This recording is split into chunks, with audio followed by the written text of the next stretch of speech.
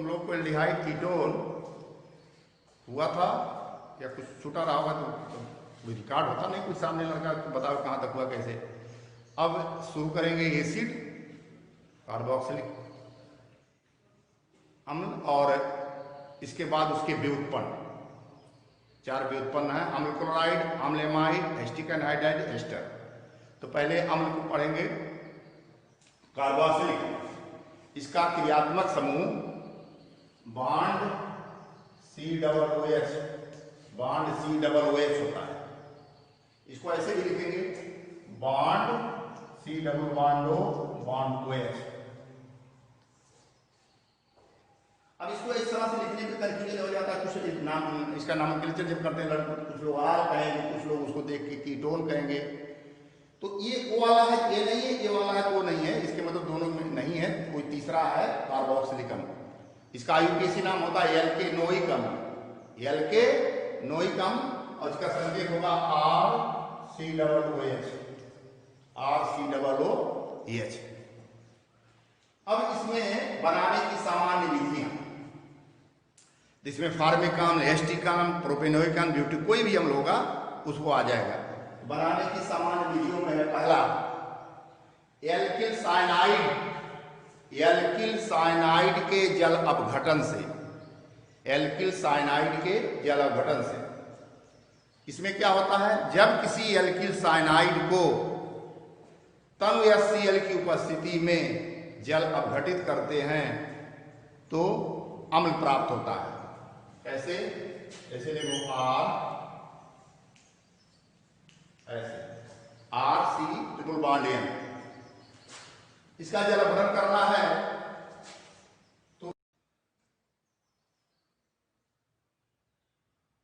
चलो देखो, ये बीच में नेटवर्क में प्रॉब्लम आ गई थी। ये जब जल अपघटन इस तरह करते हैं एल्किल साइनाइड का तनु HCl की उपस्थिति में, तो जल के 2 अणु लेंगे इस तरह से H2OH, RCOOH, ये बन जाएगा, प्लस अमोनिया बनता है। इसी को नष्ट करने के लिए HCl लिया जाता है, इसी को नष्ट करने के लिए HCl लिया जाता है, बन जाता है NH4Cl। तो हम लोग जब हाई स्कूल में थे तब भी ये पढ़े थे कि CH3CN का जल अपघटन करें तो CnCOOH हो जाता है, CnCOOH हो जाता है। ये हाई स्कूल से पढ़ते आ रहे हैं, ये फर्क होता है हाई स्कूल से जो पढ़ाया जाता है, इसीलिए हाई स्कूल मजबूत होना चाहिए। और एक बार नहीं 50 बार हमने करवाया इसको। तो ये CH3CnCOOH हो जाएगा। HCl क्यों लिया गया? क्योंकि अमोनिया बनेगा, अमोनिया को नष्ट करने के लिए ही HCl लिया जाता है। अब दूसरा विधि है इसमें ग्रिग्नार्ड अभिकर्मक से, बहुत इंपॉर्टेंट ये भी है, ग्रिग्नार्ड अभिकर्मक से। ये क्या होता है, जब किसी ग्रिग्नार्ड अभिकर्मक को कार्बन डाइऑक्साइड से योग कराकर जल अपघटित करते हैं तो अम्ल प्राप्त होता है। फार्मिक अम्ल इस विधि से नहीं बन सकता, इंपॉर्टेंट है कंपटीशन के लिए। फार्मिक अम्ल ग्रिग्नार्ड से नहीं बन सकता, क्यों? अभी उसको देखते हैं। कोई ग्रिग्नार्ड ले लो, जैसे CH3 MgBr plus carbon dioxide O double bond C double bond O, ऐसे। अब सिखाया गया तुम्हें इलेक्ट्रोमेरिक इफेक्ट, इधर इलेक्ट्रॉन का transfer through the double bond triple bond, ये हो जाएगा माइनस, ये हो जाएगा प्लस, माइनस हो जाएगा।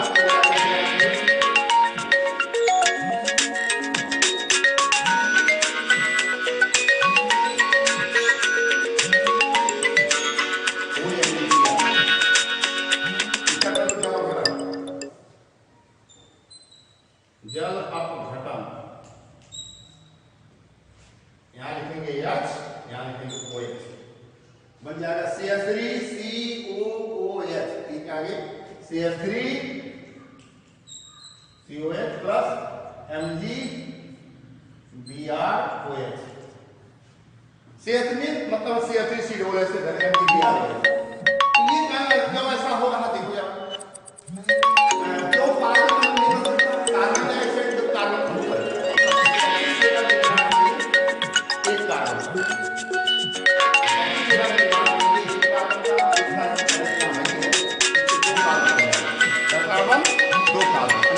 कार्बन का अम्ल कार्बनिक अम्ल इस विष से नहीं बनता। ये सबसे इम्पोर्टेंट है, ये रटना नहीं है, सब याद नहीं करना पड़ता। कभी कभी घर पे देखना नहीं, चलो इसको पढ़ो, यहीं पढ़ लो, एक बार सुन लो वही पर्याप्त है। अब जो 12 में नहीं सुना, 12 भी पास हो जाते हैं, नहीं सुन पाते। मीथेन बनाने वाला तो 10 में भी 10 बार नाम हुआ, लिया गया हुआ गिरिराज का। ये फर्क होती है पढ़ाई की, बार बार कर रहे हैं। फर्क अगर मजबूत है 9-10, तभी 11-12 अच्छा होता है। तो ये तुम्हारी दूसरी विधि हो गई ग्रीनार्ड वेपर में से फार्मिक अम्ल इस विष से नहीं बन सकता। तीसरा है अम्ल के व्युत्पन्नों के जलावघटन से, अम्ल के व्युत्पन्न के जलावघटन से, अम्ल के व्युत्पन्न के जलावघटन से जितने भी अम्ल के व्युत्पन्न हैं, चाहे वो एस्टिल क्लोराइड हो, अम्ल क्लोराइड हो, अम्लेमाइड हो, एस्टर हो, एस्टिक एनहाइड्राइड हो, अगर इस पर हम जल की क्रिया करा दें, हाइड्रोलिसिस कर दें इसका, तो अम्ल प्राप्त होता है। जैसे एस्टिल क्लोराइड ले लो, CH3COCl अम्ल का व्युत्पन्न है, इस पर जल की क्रिया कराओ तो बन जाएगा CH3COOH, CH3COOH plus HCl। Asterisk anhydride ले लो, हाई स्कूल में रिएक्शन था, प्लस H2O बन जाएगा ये CH3COOH। CH3COOH दो एस्टिकम, हाई स्कूल में रिएक्शन पढ़ा गया था कि एस्टिकम का जब हम निर्जलीकरण करते हैं P2O5 की उपस्थिति में तो एस्टिक एनहाइड्राइड बनता है, उसी उल्टा ही हो जाएगा। तीसरा एस्टर ले लो, एस्टर ले लो या एनहाइड ले लो, CH3CONH2 प्लस H2O, यहां भी अपन ले लेना CH3COOH प्लस अमोनिया, इसको डस्ट करने के लिए HCl ले लो, H4Cl बन जाएगा। कि अम्ल के व्युत्पन्न जितने भी हैं वो एस्टर भी ले लोगे तब भी अम्ल बनेगा। तो रटना नहीं 5 40 को याद करें। एक अम्ल के जितने भी उत्पन्न है अगर उस पर जल डाल दिए अम्ल बन जाएगा। तीसरा है एल्डिहाइडों और कीटोनों के ऑक्सीकरण से, एल्डिहाइडों और कीटोनों के ऑक्सीकरण से जब किसी एल्डिहाइड का ऑक्सीकरण करते हैं तो उतने ही कार्बन का अम्ल प्राप्त होता है, उतने ही कार्बन की लाइन सबसे इंपॉर्टेंट है। और जब कीटोन का ऑक्सीकरण करते हैं तो एक कार्बन कम वाला अम्ल प्राप्त होता है। जैसे ले लो एस्टरडिहाइड, F3CHO, इसका ऑक्सीकरण करो तो उतने ही कार्बन का अम्ल बनेगा। अगर कीटोन ले लें CH3 CH3, इसका ऑक्सीकरण करें, ये इंपॉर्टेंट लाइन है कन्वर्जन के लिए, तो एक कार्बन कम वाला अम्ल बनेगा CH3COOH, CH3COOH। ये फायदा है इसमें कन्वर्जन के लिए, रूपांतरण पहले कन्वर्जन इसका कर लेते हैं, हो जाएगा। कैसे करोगे? जैसे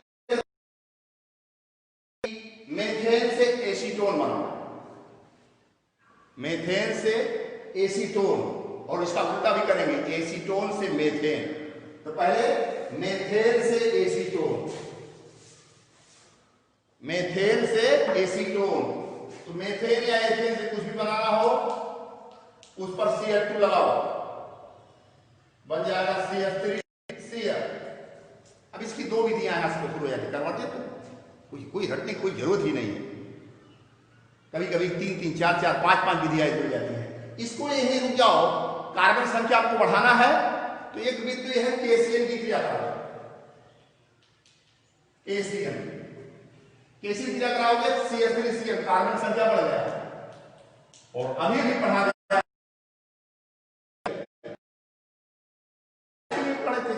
तो जल अपघटन, तन में Cl बन जाएगा CH3COOH। अब इसको बनाने की तो हम लोगों ने पढ़ा था कैल्शियम हाइड्रोक्साइड से क्रिया करा दी, अम्ल और क्षार। ये देखो जरूरी है, ये सूत्र नहीं लिखेंगे, हो सकता है 182% एंटर में आ गया कुछ लोगों का, तो उसके लिए नहीं है। इसको सूत्र नहीं मालूम है, 82, 83, 90, 92 आ गया है, ये बन जाएगा calcium acetate CH3 C double को hold twice Ca, CH3 C double को होल्ड ट्वाइस Ca। अम्ल और क्षार मिलकर लवण और जल बनाते हैं। और ये सबसे इंपॉर्टेंट था, कैल्शियम एसीटेट को गर्म कर दे, उसका आसवन कर दे इसका, तो एसीटोन बन जाता है। क्या बन गया? एसीटोन, CH3COCH3 एसीटोन बन गया। तो ये अलग से पूछा भी गया है, क्या होता है जब मैं कैल्शियम एसीटेट को गर्म करें तो एसीटोन बनता है, इसको बनाने की विधि हमने पढ़ा है। तो मेथेन से एसीटोन इस विधि से बन गया। अब जरा यहां देखो, CH3Cl है, कार्बन संख्या बढ़ाना है तो KCl लगा दो, CH3Cl, या इसी की ऊर्जा क्रिया कर दो, CH3Cl की ऊर्जा क्रिया, तो एथेन बन जाएगा, 2 कार्बन हो गया। और एथेन को क्लोरीन से क्रिया कराओ, एथिल क्लोराइड, फिर उसको जलीय के से क्रिया कराओ, एथिल अल्कोहल, फिर उसका ऑक्सीकरण करो, एस्टल्डिहाइड, फिर उसका ऑक्सीकरण करो तो एस्टिकम, ये तब जाके बनेगा, लंबा पड़ेगा। फिर से देखो, इसका ऊर्जा क्रिया से एथेन, क्लोरीन से क्रिया एथिल क्लोराइड, जलीय के से एथिल अल्कोहल, ऑक्सीकरण से एस्टल्डिहाइड, और एस्टल्डिहाइड के ऑक्सीकरण से एस्टिकम, फिर आगे इसको पढ़ लेंगे। ये हो गया मेथेन से एसीटोन। अब इसका उल्टा भी इसी वक्त कर लेते हैं, एसीटोन से मेथेन, एसीटोन से मेथेन। एसीटोन का सूत्र क्या है? CH3CO CH3 एसीटोन होगा। इसका ऑक्सीकरण कर दो, अभी जस्ट पढ़ा है कि इसके ऑक्सीकरण से एक कार्बन कम वाला अम्ल बनता है, एस्टिकम बन गया। और हाई स्कूल में हमने इसको पढ़ा था, एस्टिकम NaOH बन जाएगा सोडियम एसीटेट। इसको सोडा लाइन के साथ गर्म कर दो तो बन जाएगा मेथेन। इसको सोडा लाइन से गर्म करने से क्या बन जाएगा? मेथेन बन जाएगा। तो ये जो विधियां हैं इसकी कन्वर्जन रिएक्शन है, कुछ याद करो, कुछ नहीं, कोई घर कुछ भी नहीं पढ़ना है, सिर्फ 1 बार 2 बार इसे देख लो, रटो मत। मास्टर का रटाने का आता है, रटना नहीं चाहिए। इसको ऐसे करो, ऐसे याद करके कई दिन याद होगा जी। तो इस तरह से जब एसीटोन का NaOH की उपस्थिति में सोडियम एसीटेट का सोडा लाइन के साथ क्रिया कराएंगे तो मेथेन बन जाएगा। तो ये दोनों कन्वर्जन इसके इंपॉर्टेंट थे और आसानी से हो गया। फिर इसके बाद आता है अगला गिरनाश हो गया, अम्ल के व्युत्पन्न हो गया, एल्डिहाइड और कीटोन के ऑक्सीकरण से।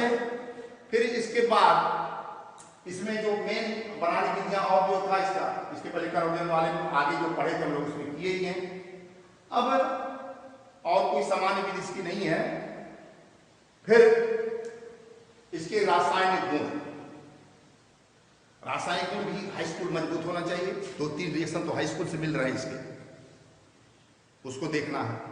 पहला था हाई स्कूल में पढ़े थे स्मिट अभिक्रिया, स्मिट अभिक्रिया रासायनिक गुण। तो पहली लाइन तो यही लिख लो कि फार्मिक अम्ल इस अभिक्रिया को नहीं देता, माने फार्मिक अम्ल इस क्रिया को नहीं करता। क्या होता है स्मिट अभिक्रिया? जब कोई कार्बोक्सिलिक अम्ल ब्रैकेट में फार्मिक अम्ल को छोड़कर हाइड्रोजोइक अम्ल से क्रिया करता है तो एक कार्बन कम वाला यमीन प्राप्त होता है, एक कार्बन कम वाला यमीन प्राप्त होता है। इस अभिक्रिया का उपयोग कार्बन की संख्या घटाने में प्रयोग करते हैं।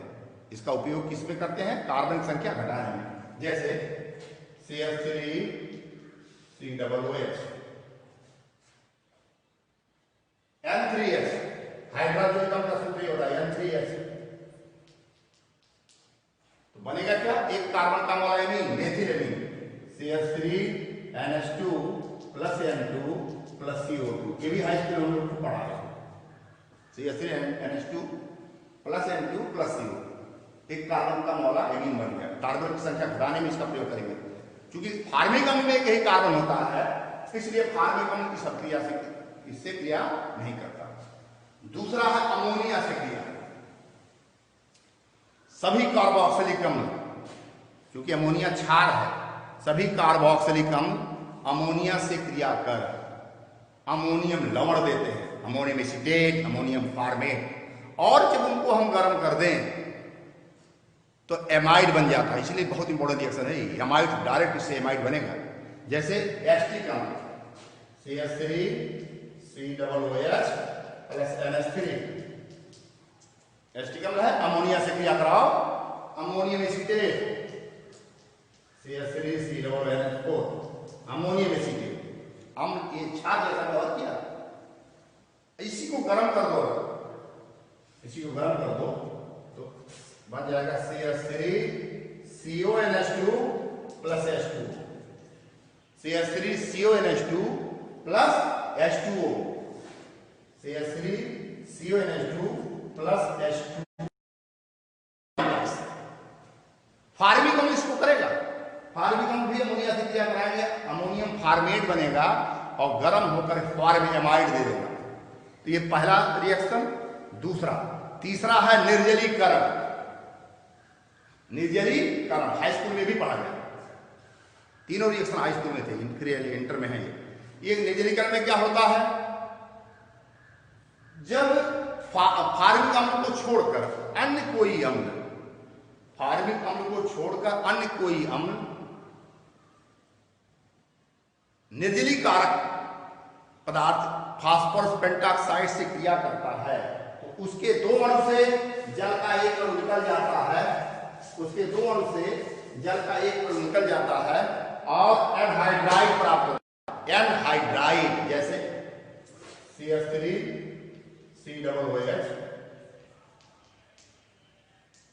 इसके ऊपर P2O5 लगा दो। एसिटिक अम्ल के दो अणु से जल का एक अणु निकल जाता है और क्या प्राप्त होता है, एनहाइड्राइड। यहां से निकलेगा H2O कर दो, यहां बन जाएगा CH3CO प्लस H2, जिसको कहते हैं acetic anhydride, ethanoic anhydride. Formic अम्ल की संक्रिया को नहीं देता। तो एनहाइड्राइड क्या होता है, किसी भी अम्ल से जल का अणु निकाल लो, जो बचता है वो उसका एनहाइड्राइड कहलाता है। कार्बनिक अम्ल, अकार्बनिक अम्ल क्या है, जैसे मान लो सल्फ्यूरिक अम्ल है, इसमें से जल निकाल दो तो क्या बचेगा, SO3 सल्फर ट्राइऑक्साइड।